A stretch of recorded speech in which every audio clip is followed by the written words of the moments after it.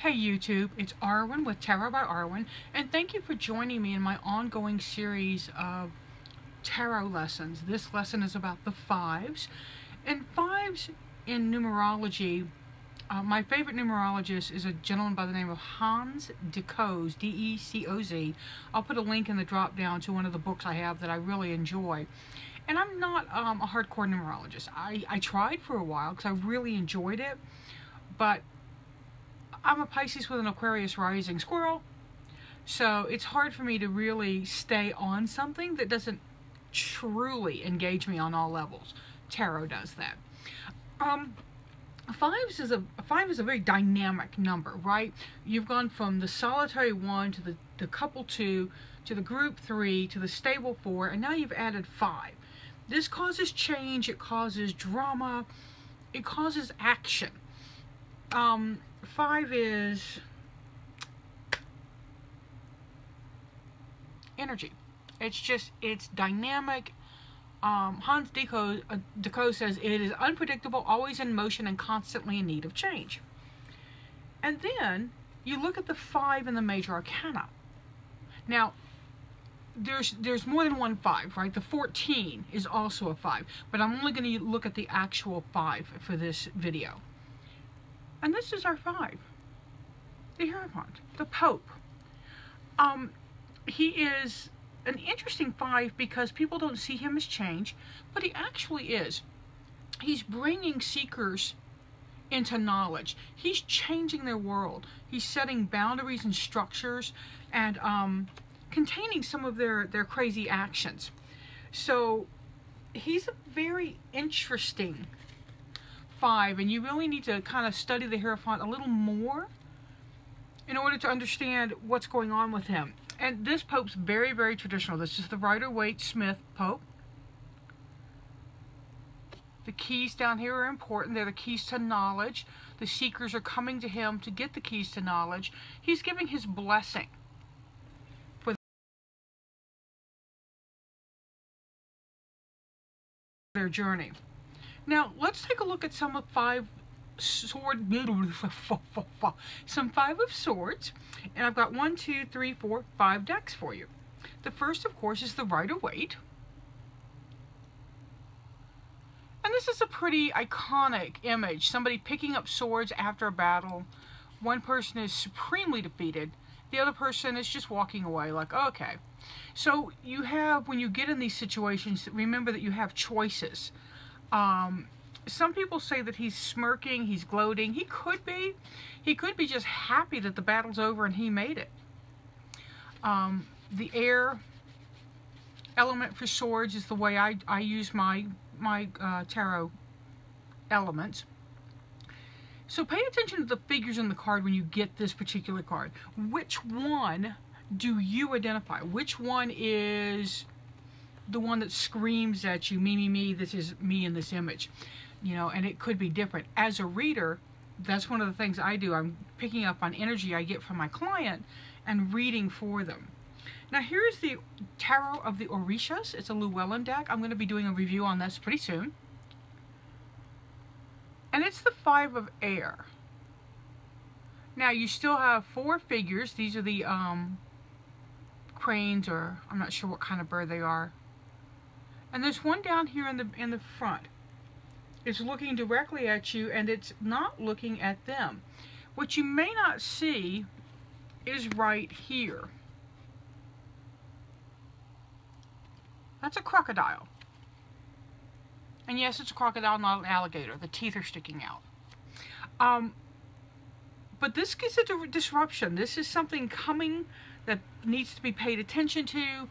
The Five of Air, the Five of Swords, is often an intellectual dispute. It's an intellectual change. It's an intellectual shake-up, if you will. You're moving from the fours, and remember the Four of Swords is about stability and quiet and rest. This is what comes after. This is you getting up and getting mentally activated and moving. So that's a piece of it. Now from the Efflorescent Tarot, this is an Etsy deck. There's a black and white version and a color version. I happen to have the black and white.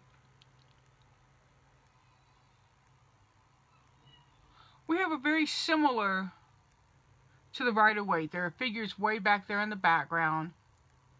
But these figures, both of them are seated and both of them look downcast. And this one kind of looks almost like a thief to me. They kind of look like sneaky, stealing stuff. So that's why where I might land on that particular 5 is somebody taking ideas of others, somebody taking their hard mental work. But it is the 5 of Swords. From the Zombie Tarot, which is super fun. I didn't think I'd like this deck, y'all, but I have it and I actually read with it quite a lot. I take it to Halloween parties and fun stuff like that. The 5 of Swords. Now, this kind of demonstrates the silliness of fighting when there are so many others coming at you, right? There are 5 zombie arms, or 5 zombie pairs of arms reaching in, and these 2 fools are fighting over who gets to shoot, and they're blasting a bullet. Well, that might be their very last damn bullet. It's a shotgun, after all. Or is it a rifle? Might be a rifle. But yeah, that really demonstrates what happens when you don't use your brains and you just kind of activate without thinking. This is about reaction rather than think and act. Speak, think, or think, speak, then act, or react. I don't know about you, but I've gotten in a lot of trouble when I just reacted. The last is from a really new deck by Ellen. I'm so sorry. I keep calling her Eileen Lorenzi Prince, and it's Ellen Lorenzi Prince. And it's from her Minoan Tarot. The 5 of Air. Now you have the 5 right there in the symbol there. And what I see here is a bird leaping up and getting away. It's escaping. It's traveling. So this one for me is a bit different than the 5 of Swords. I will admit that I really haven't read her book. I have not investigated it enough. And that's something I do need to do with this deck. Her decks are...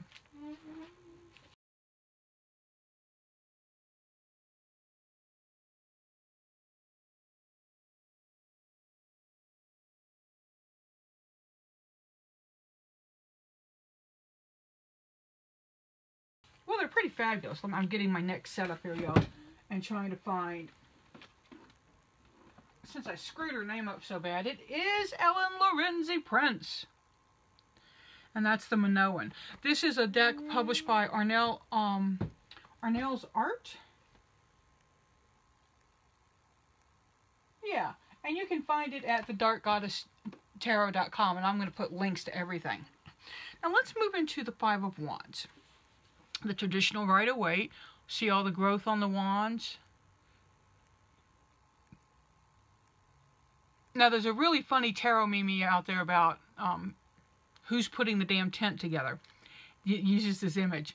And what I always tell people here, or usually tell them, is what would make this easier is if one person backed out. So if you get into an action, a situation where it just seems like everybody's going bonkers and everybody, you know, needs a piece of you and everybody needs something, sometimes backing out is best.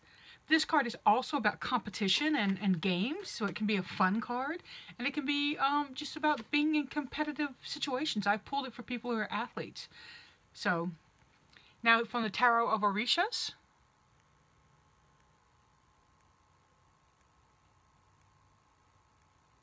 Five people trying to tackle a dragon. They're all coming at it from different angles.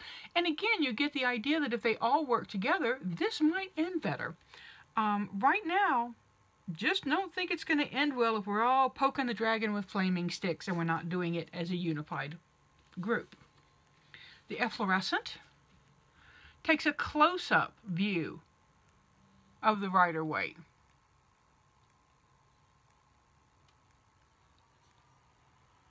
Right? All those hands, and what would happen if one hand reached out to help somebody else? You know, so that's something I think about when I see the Five of Wands is, you know, there's energy, there's activity, but are we all doing it on the same page? Are we all moving at the same rate? And that's kind of how I work the challenges of the Five of Swords. The Zombie Five.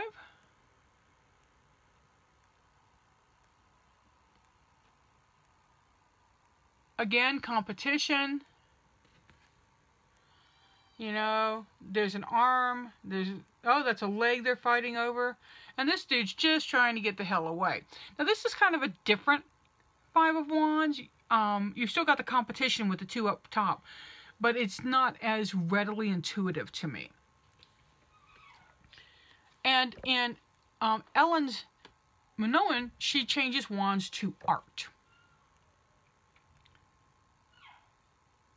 And you do have a competition. You have two people boxing. You know, is it a good match? Is it a competition? I see it as a competition. I see it as fierce competition. One person has a kinder look on their face. The other one's very fierce. But these two are definitely in the competitive mode. So that works for me in that Five of Wands.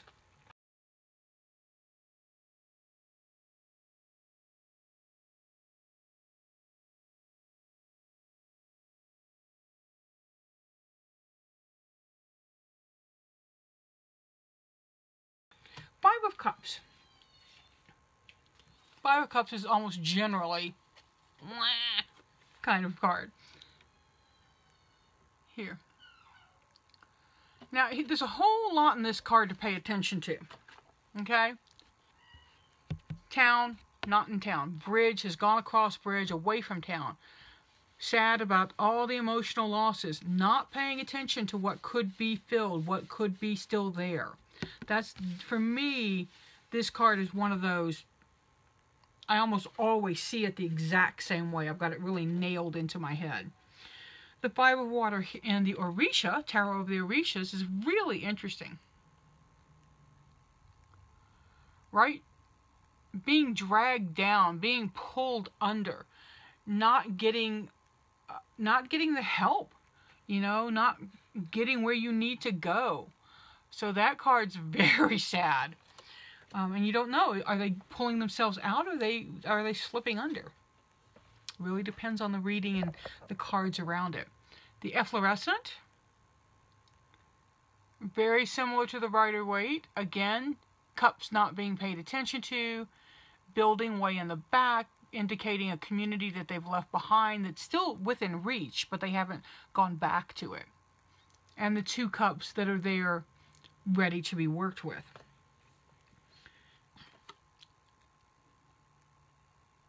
Now, the Zombie Five of Cups is kind of funny. The mom crying over her loss. She's so sad. Now, if she doesn't pay attention, look what's coming behind her. Zombies! There's one right there. So, she really needs to get out of her sad and move on, because again, it's not going to end well. C5 in the Minoan. I sound like I'm calling a bingo card. Okay. Now, this one I could work with as a Five of Cups. I could get the idea that the fish is swimming away, it's going down, it's going away from air, it's going away from light. But it's again something I would really have to dive into with Ellen's deck and to look at on a different level for myself. And I love her artwork. I have her Dark Goddess. This is her Minoan. She's coming out with a new one. Keep your eyes out for her Celtic Goddess Tarot that's coming. She's working on it with Linnea Weatherstone. It's going to be fabulous.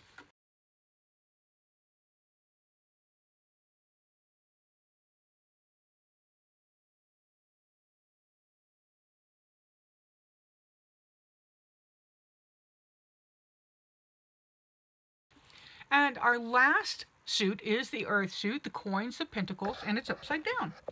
Thanks, Arwen. Everybody goes, what? The beggars outside the church. The church has a lit window. This is my Little Match Girl card. I always see this as symbolizing the story of the Little Match Girl. If you're not familiar with it, it's Hans Christian Andersen. A little girl is selling matches for people to light Yule logs on Christmas Eve. and she's supposed to keep one match for herself so she can light her log to stay warm so she doesn't die in the night. She sells it. Well, guess what? She goes from house to house to house looking at all the pretty Yule logs and never once asks for help. I remember as a kid, it just made me so mad. I thought, well, if you just keep knocking, somebody's going to let you in. But she dies, and it ends well. She goes to heaven and sees her grandmother. But I was angry. I thought she didn't have to die. So for me, this is a card about loss of home and not asking for help when you need it. Now, the Five of Earth here, you have the 5 flying creatures, bats up there, the goat being sacrificed. So that's a really interesting one. That, to me, doesn't get what I understand the Five of Earth as at all. So again, it's something I would need to look at and review and see, what am I missing? What did the artist and the author want to do with this card? The 5 in the efflorescent. Now this one shows somebody receiving help. This shows somebody reaching out to help them. There's an institution of some type in the background, the 5 pentagrams in the tree. So this one really goes to the idea of being helped when you need help. So a little twist on the not asking for help. The zombie 5, are you ready? And these are hazards in this deck. So a woman has lost her home and she's searching. She's searching for food, for anything. She's desperate to find what she needs. And there are zombies all over the place in this. You just have to kind of look for them. Creepy. But she's so focused on taking care of herself, she's not looking where she needs to be. So again, the zombie cards really have a lot of that energy in them about not paying attention. When it's a negative card, you know, get out. Hopefully I'll remember to use the zombie tarot when I get to the 9s, because one of the 9s still cracks me up. And here is the Minoan 5, sorry. Earth 5. Rabbit leaping, rabbit not going home, rabbit not in a hole. Again, the Minoan is one I need to look into more. I don't really grasp what's going on with these cards, and that's not unusual when I have a deck that I haven't really worked with. But I like showing you these decks so that you can also see what happens when a tarot reader, even a professional tarot reader who's been reading since, you know, professionally since 1985, goes, oh, dunno, clueless.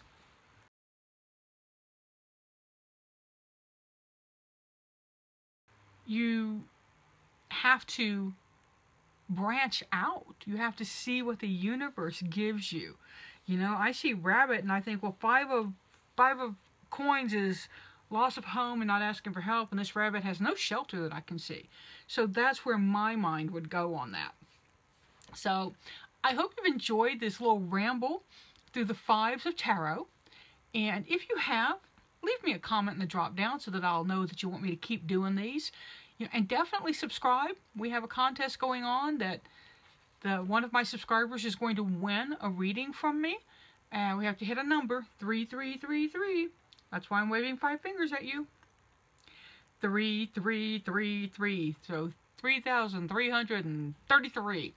And we're under 1,000 from that. So it's going to be easy to get there. If you're already subscribed, tell somebody. I'm Arwen of Tarot by Arwen. And as always, seek joy, y'all. Pass it on. Well, keep passing it on because I can't hit the button. Wow, not hitting the button well this week.